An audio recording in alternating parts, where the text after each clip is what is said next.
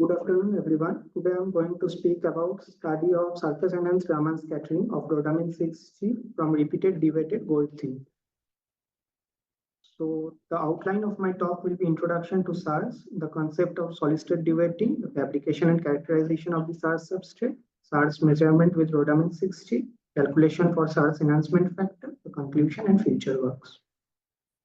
So what is SARS? SARS is surface enhanced Raman spectroscopy, which is a non-destructive technique for chemical identification of the analytes. We know that every molecule has its unique Raman fingerprint, and SARS mainly has two kinds of enhancement. One is electromagnetic enhancement and another is chemical enhancement, but it is mostly dominated by the electromagnetic field enhancement. To produce SARS, we need some SARS structures present on top of our normal substrate. So here we have fabricated bow-tie shaped structures, quadramers as well as spherical dimers.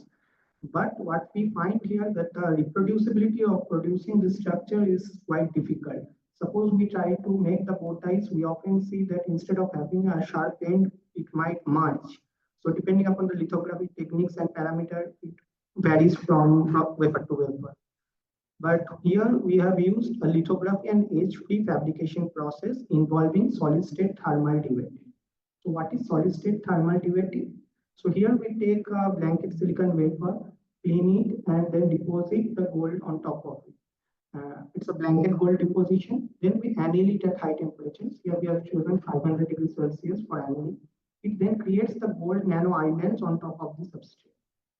What we observed that instead of doing a single step dewetting, if we do it repeated times, let's say again we deposit the gold and again do annealing, then we find that the enhancement increases about 20 times as the nanoparticles become very close to each other, providing higher electromagnetic and field enhancement at the hotspots.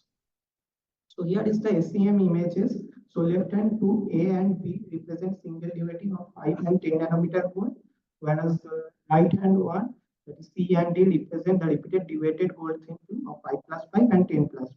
So if you kindly follow it, the figure B, that is 10 nanometer, while figure C, that is also equivalent thickness of 10 nanometer, that is 5 plus 5, you can see that the number of particles is quite high. Although all the images are taken at same magnification, and also resembling that the number of hotspots present in repeated dewetting has increased.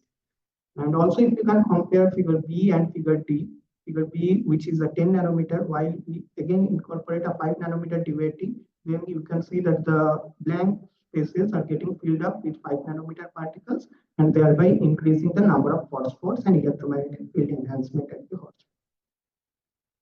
So these are the graphs for characterization of the SARS substrate. We can see that as we increase the gold film thickness, the effective diameter as well as the effective gap increases. But we should look at the film thickness of 10 nanometer, which I have already explained in the previous slide.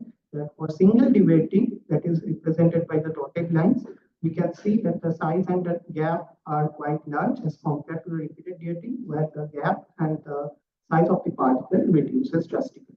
And it can also be explained with the UV-Vis NIS spectrophotometer data, where we can see that as we go on increasing the film thickness, due to the increase in scattering of light, we see a red shift in the data.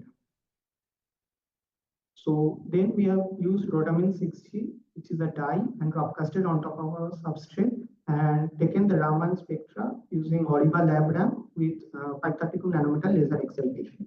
And we were able to get the Rhodamine 60 peaks. Here you can see the left-handmost image, which is 5 plus 5 nanometer dewetted substrate, and each and every peak of Rhodamine can be correspondingly related to the bonds, which is described in the middle table.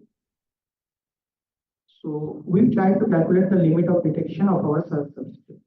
So we took the concentration of Rhodamine 60 from 10 to the power minus 3 molar, and we saw that we could detect a 0.1 femtomolar of Rhodamine 60 broadcasted on our substrate. On further reducing it, we were not able to get the Rhodamine peaks. And the right hand image shows the 3 peaks, prominent Rhodamine peaks, that is 1185, 1363, and 1650, how it varies, the intensity varies with the concentration. So then we tried to do Raman mapping. We did the Raman mapping at 25 random spots, which are 1 micrometer separated. on the SARS substrate, and we played with the Rhodamine 60 concentration. So from the 774 centimeter inverse Rhodamine peak and 1363 peak we have chosen. You can see the images. When it is 1 millimolar Rhodamine concentration, here you can see the entire spectrum is completely blue. That means that the Rhodamine molecule is even uniformly distributed on top of the substrate. But as we go on reducing the concentration, we are able to detect the Rhodamine from single spot or two spots, which resembles that we are moving towards single molecule sensing regime, which can also be explained by the histogram plot, which has been shown. And we can see that at lower concentrations, that is given by the black curve, you can see that the peak has shifted towards the left-hand side, whereas on increasing higher concentration in the green one, the peak has shifted towards the right, which represents that at lower concentration, more molecules are non-uniformly distributed on top of a substrate. And also we can compare the full width half maxima of these Gaussian fitted curves. At lower concentration, the curves are having higher, more than twice the full width half maxima as compared to the higher concentration ones, which also represent the non-uniform distribution and the single molecule sensing. So how do we calculate the SARS enhancement factor? It is given by the formula enhancement factor, which is I SARS by N SARS all divided by into N normal by I normal. So we calculated the SARS enhancement factor for 1363 peak, Raman peak of Rhodamine 60. What we have observed that for 5 nanometer gold, it was around 786, while for 10 nanometer single Dewetted, it was 3 times 36. And for repeated Dewetted 5 plus 5 nanometer, it was 7 into 10 to the power 7. So what we can conclude is that for single Dewetted 5 nanometer, we have got around 2.5 times the SARS enhancement factor as compared to a 10 nanometer single Dewetted. While it is for 5 plus 5 repeated Dewetted, we are getting around 20 times higher the SARS enhancement factor for as compared to the 10 nanometer chips. And we can also say that the repeated Dewetted increases the number of hotspots on our substrate, providing higher enhancement. And also with the 5 plus 5 repeated Dewetted SARS substrate, we could detect up to 0.1 femtomolar of Rhodamine 60 drop casted on our sample. So our future works include, we mainly work on nanopore sequencing. So I want to transfer this kind of SARS substrate on top of our membrane so that we can use SARS as one of the measurement technique to sequence the DNA and other protein molecules as they translocate through the pore.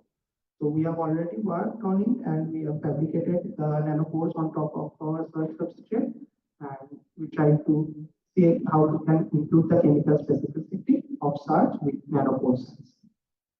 So here are some of the references which have been used. And I would like to thank our Professor Manoj Varma, the full nanopore sequence research team at SENS, IISc. I would also like to thank Government of India, SAR, and IISc for funding me. If there are any questions, I will